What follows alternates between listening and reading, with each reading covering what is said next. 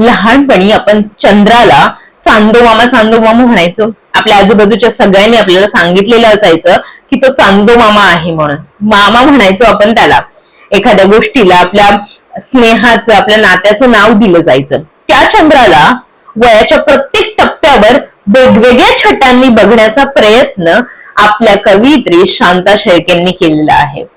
खरं तर त्यांचा अजून एक कवितांचा व्हिडिओ मी पोस्ट केला आहे, तो सुद्धा तुम्ही नक्की पाहिलाच असेल. नसेल पाहिला तर त्याची मी लिंक देते, तो सुद्धा नक्की ऐका. तर चंद्राला वेगवेगळ्या वयातून, वेगवेगळ्या छटांनी, वेगवेगळ्या नजरियाने पाहिलेली ही कविता आहे.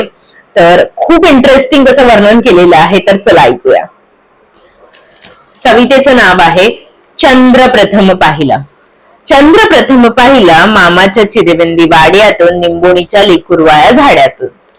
चंद्र प्रथम पाहिला मामाच्या चिरेबंदी वाड्यातून, निंबोणीच्या लेकुरवाया झाडातून. तेव्हा आईने भरवलेल्या दूध भाताला होता चांदण्यांचा रंग आणि अमृताची चव. चंद्र पुन्हा पाहिला, चंद्र पाहिला आवडत्या कवितेच्या पानातून, स्वप्न भरल्या तरुण मनातून. तेव्हा सर्वांग झाले चांदण्यांनी मोहरलेले झाड. चंद्रच चंद्र दाटून आले मिटल्या पापणी आड. आणि नंतर चंद्र पाहिला.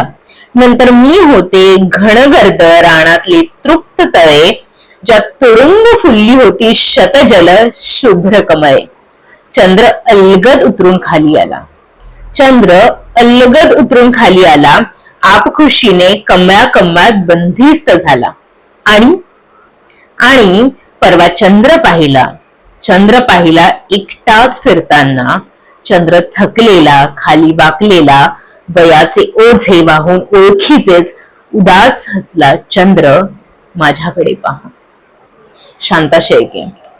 खरं तर शांता शेळकेंची हीच खासियत आहे की निसर्ग आणि मानसिक भावना, मनुष्याच्या भावना ह्याचं एक सुंदर इंटरकनेक्शन त्याच्या कवितेतून पाहायला मिळतं. आणि प्रत्येक टप्प्यावर आपण त्या चंद्राकडे कसं बघतो हे ह्या कवितेतून सांगितलेलं आहे. तर तुम्हाला ही कविता कशी वाटली हे मला कॉमेंट्स मध्ये नक्की सांगा आणि लाईक करा. आणि प्लीज प्लीज प्लीज चॅनलला सबस्क्राईब करा. मला इंस्टाग्रामला फॉलो करायला विसरू नका @grishma_. धन्यवाद.